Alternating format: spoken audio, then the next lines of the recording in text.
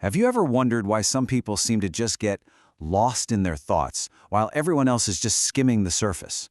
Well, today we're diving deep into the anatomy of the deep thinking mind.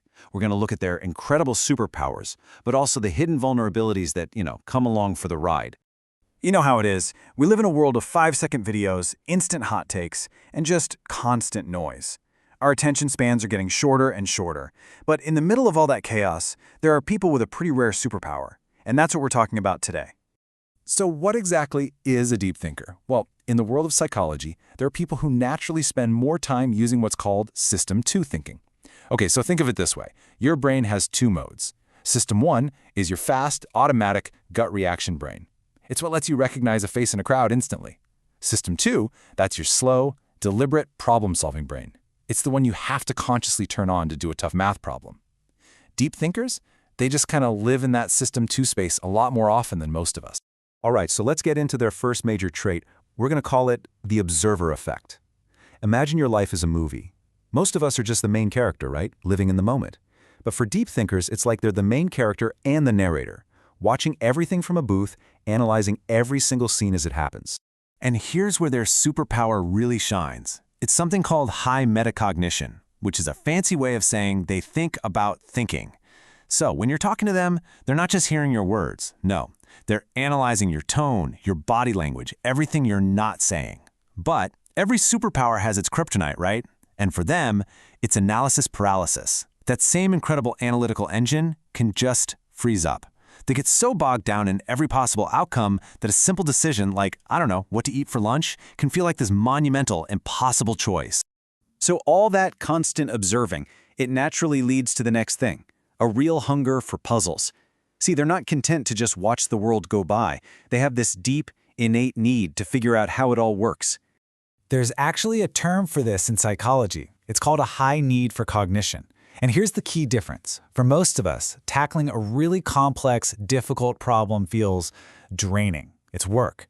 But for a deep thinker, it's the opposite. It's energizing. It's like a really good workout for their brain. These are the people who are genuinely excited to dive into a complicated book or a dense documentary, or just wrestle with those huge, thorny questions about life that the rest of us might, try to avoid. There's this fantastic quote from Plutarch that just hits the nail on the head. The mind is not a vessel to be filled, but a fire to be kindled. And that is the deep thinker's philosophy to a T. For them, learning isn't about just stuffing facts into their brain like filling up a bucket. No, it's about lighting a fire. It's about sparking that curiosity that makes them want to understand things on a much, much deeper level. And all of this leads to a really rich, complex inner world.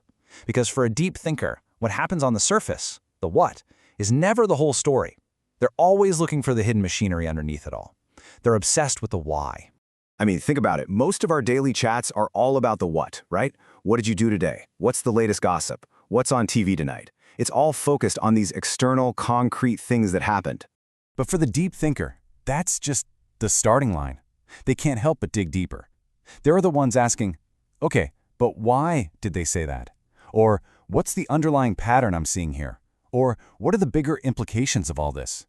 They just naturally drift away from the world of simple facts into the much more complex world of abstract ideas. And this, right here, is why deep thinkers often crave solitude. And it's really not because they're antisocial. It's because that quiet time is their incubation period. It's when their brain finally gets the space it needs to process all the information it's gathered, to sift through it all, and to start connecting the dots into a bigger, more coherent picture. Okay, but having a brain that is literally always on? Well, it isn't always a walk in the park. This super powerful mental engine has its downsides. It comes with its own very specific set of psychological traps. We're going to focus on two big ones. The first is an internal trap, when their own mind can kind of turn on itself. And the second is more of an external one, and it has to do with how they fit into the world around them. So that first trap is called rumination, and it's a tough one because their minds are so good at analyzing things that powerful tool can get stuck like a record on a loop. They can find themselves replaying a past mistake over and over and over again, or picking apart every possible future fear, and they just can't turn it off. It's in these moments that their greatest strength, their analytical mind, becomes its own kind of prison. And that brings us to the second trap, the loneliness of depth. Can you imagine how isolating it must feel? Your mind is buzzing with these huge ideas about the universe or the meaning of it all, and everyone around you just wants to talk about what happened on some reality show last night. That gap, that disconnect between their inner world and the outer world, can create this really profound, really painful feeling of just being completely misunderstood. So, that really leaves us with one big question to chew on. In a world that is built for speed, a world that values quick, simple answers, is this ability to think deeply, is it a feature or is it a bug? Is it something we should all be trying to cultivate? Or is it just an old-school trait that makes it harder to get by in our fast-paced modern world? Something to think about.